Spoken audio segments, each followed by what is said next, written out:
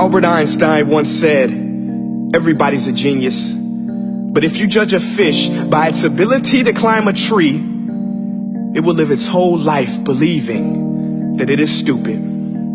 Ladies and gentlemen of the jury, today on trial we have modern day schooling. Glad you could come. Not only does he make fish climb trees, but also makes them climb down and do a 10-mile run. Tell me, school, are you proud of the things you've done? Turning millions of people into robots, do you find that fun? Do you realize how many kids relate to that fish swimming upstream in class, never finding their gifts, thinking they are stupid, believing they are useless? Well, the time has come, no more excuses. I call school to the stand and accuse him of killing creativity, individuality, and being intellectually abusive. He's an ancient institution that has outlived his usage. So, Your Honor, this concludes my opening statement, and if I may present the evidence of my case, I will prove it. Proceed. Exhibit A. Here's a modern day phone. Recognize it? Here's a phone from 150 years ago. Big difference, right? Stay with me. Here's a car from today, and here's a car from 150 years ago. Big difference, right? Well, get this. Here's a classroom of today, and here's a class we used 150 years ago. Now ain't that a shame? In literally more than a century, nothing has changed. Yet you claim to prepare students for the future? But with evidence like that, I must ask, do you prepare students for the future or the past? I did a background check on you and let the record show that you were made to train people to work in factories, which explains why you put students in straight rows, nice and neat, tell them sit still, raise your hand if you want to speak, give them a short break to eat, and for 8 hours a day, tell them what to think. Oh, and make them compete to get an A letter which determines product quality, hence grade A of meat. I get it. Back then, times were different. We all have a past. I myself am no Gandhi. But today, we don't need to make robot zombies. The world has progressed. And now we need people who think creatively, innovatively, critically, independently, with the ability to connect. See, every scientist will tell you that no two brains are the same. And every parent with 2 or more children will confirm that claim.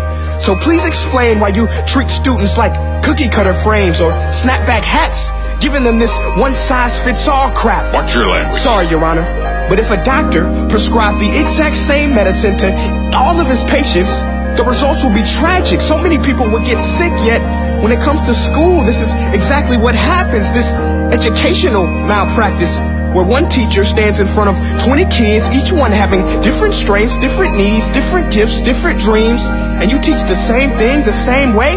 That's horrific. Ladies and gentlemen, the defendant should not be acquitted. This may be one of the worst criminal offenses ever to be committed. And let's mention the way you treat your employees. Objection. Overruled. I want to hear this. It's a shame. I mean, teachers have the most important job on the planet, yet they're underpaid? No wonder so many students are short-changed. Let's be honest. Teachers should earn just as much as doctors, because a doctor can do heart surgery and save the life of a kid. But a great teacher can reach the heart of that kid and allow him to truly live. See, teachers are heroes that often get blamed, but they're not the problem. They work in a system without many options or rights. Curriculums are created by policymakers, most of which have never taught a day in their life. Just obsessed with standardized tests. They think bubbling in a multiple choice question will determine success. That's outlandish. In fact, these tests are too cruel to be used and should be abandoned, but don't take my word for it. Take Frederick J. Kelly, the man who invented standardized testing, who said, and I quote, "These tests are too cruel to be used and should be abandoned." Ladies and gentlemen of the jury, if we continue down this road, the results will be lethal. I don't have much faith in school, but I do have faith in people. And if we can customize healthcare, cars, and Facebook pages, then it is our duty to do the same for education, to upgrade and change and do away with school spirit, because that's useless. Unless we're working to bring the spirit out of each and every student, that should be our task. No more Common Core. Instead, let's reach the core of every heart in every class. Sure, math is important, but no more than art or dance. Let's give every gift an equal chance. I know this sounds like a dream, but countries like Finland are doing impressive things. They have shorter school days. Teachers make a decent wage. Homework is non-existent, and they focus on collaboration instead of competition. But here's the kicker, boys and girls. Their educational system outperforms every other country in the world. Other places like Singapore are succeeding rapidly. Schools like Montessori, programs like Khan Academy. There is no single solution, but let's get moving. Because while students may be 20% of our population, they are 100% of our future.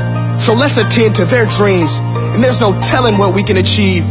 This is a world in which I believe, a world where fish are no longer forced to climb trees.